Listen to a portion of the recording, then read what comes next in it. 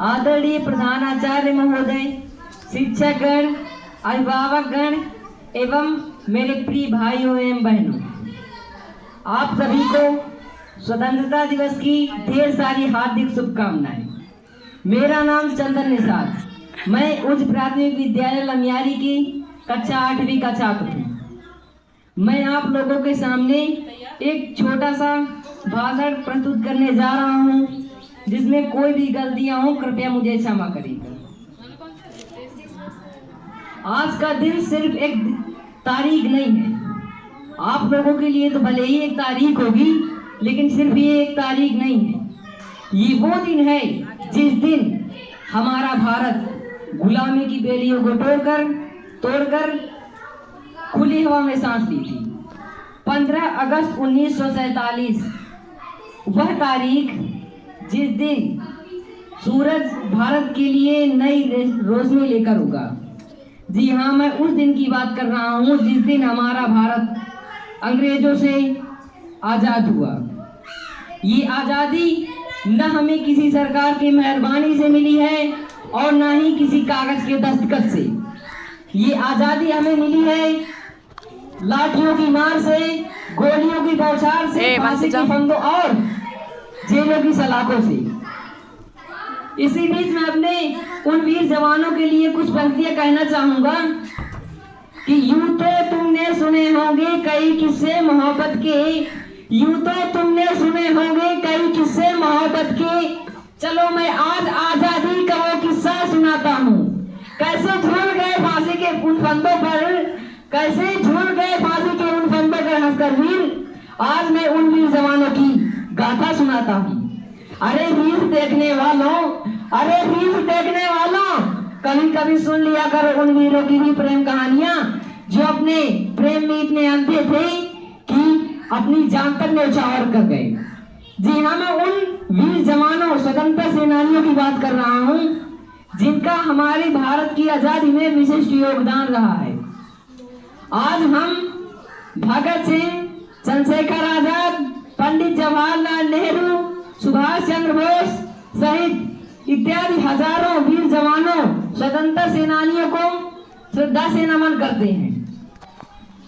साथियों, वो दौर गया जब हमारे भारत को कोई सॉफ्ट कंट्री कहता था, और वो भारत है जो सीमा पर आग दिखाने वालों की आग निकाल लेता है और दुश्मन के ईंट का जवाब पत्थर से देता है।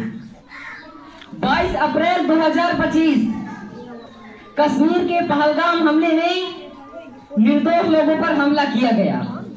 इसमें महिलाओं, बच्चों एवं युवाओं को धर्म पूछकर मारा गया। ये हमला सिर्फ एक हमला नहीं था, ये बल्कि इंसानियत पर एक धब्बा था। इसके पश्चात हमारा भारत, हमारा देश चुप नहीं बैठा और इसने, हमारे भारत ने ऑपरेशन सिंदूर शुरू किया। ऑपरेशन सिंदूर में हमारे स्वतंत्रता सेनानियों ने, भारतीय सेना ने दुश्मन के घर में घुसकर चुन चुन कर उनको मारा, जो कि इस पहलगाम हमले में शामिल थे। ये ऑपरेशन सिंदूर भारतीयों के लिए केवल दिखावा नहीं था, ये उन महिलाओं के सिंदूर की रक्षा का प्रण था जिनके पति एवं बेटों को इस हमले में दुश्मनों ने मार डाला था। साथियों, अब हमें आजादी तो मिल गई, परंतु अब हमें इसे सजाना, सहेजना एवं मजबूत बनाना है। इसलिए अपने कर्म से देश को ऊंचाई दो एवं विद्यार्थियों के लिए यह कहना चाहूंगा कि पढ़ाई करने की उम्र है, पढ़ाई कर लो, कि पढ़ाई करने की उम्र है, पढ़ाई कर लो, वरना शाहरुख खान बनने के लिए तो पूरी जिंदगी पड़ी है। अपनी मेहनत से देश को विश्व गुरु बनाओ। और याद रखिएगा, ये सिर्फ एक झंडा नहीं है, लहरा रहा है, ये सिर्फ झंडा नहीं है। आप लोगों को ये केवल कपड़ा होगा, लेकिन ये केवल कपड़ा नहीं, जब ये लहराता है ना, तो हमारे देश का मान लहराता, सम्मान लहराता, प्रतिष्ठा लहराती है। इसे हमेशा ऊंचा रखना, क्योंकि इसके पीछे कई वीर जवानों की जान लहराती है। अपने उन वीर जवानों के लिए कहना चाहूंगा कि अब तो हमारा तिरंगा झंडा भी हमसे पूछने लगा है, कि अब तो हमारा तिरंगा झंडा भी हमसे पूछने लगा है, क्या बात है भारत, आजकल मैं फहराने से ज्यादा कफन में दफनाने का काम क्यों आ रहा हूँ। महोदय, हृदय तो उस दिन फट गए जिस दिन एक बूढ़ी माँ अपने बेटे के चित्रों को देखकर बोली, साहब आप तो भर्ती में एक इंच भी कम नहीं लेते, फिर मैं अपने बेटे का आधा शरीर कैसे ले लूं। महोदय, आज इन मानव अधिकारों के लिए दुश्मन के बंगलों की अफवाहों की हस्ती है, लेकिन उन शहीद हुए वीरों की आंगन की तुलसी भी रोती है।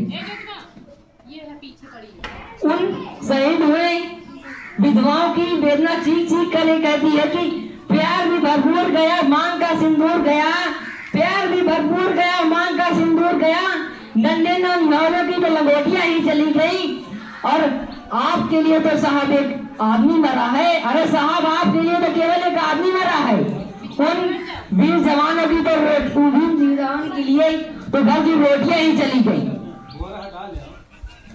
इसी बीच कहना चाहूंगा कि बड़ा खुश नसीब होता है वो खून जो देश के काम आता है। इन्हीं प्यारे प्यारे शब्दों के साथ मैं अपनी वाणी को विराम देता हूँ। जय हिंद, जय भारत, वंदे मातरम।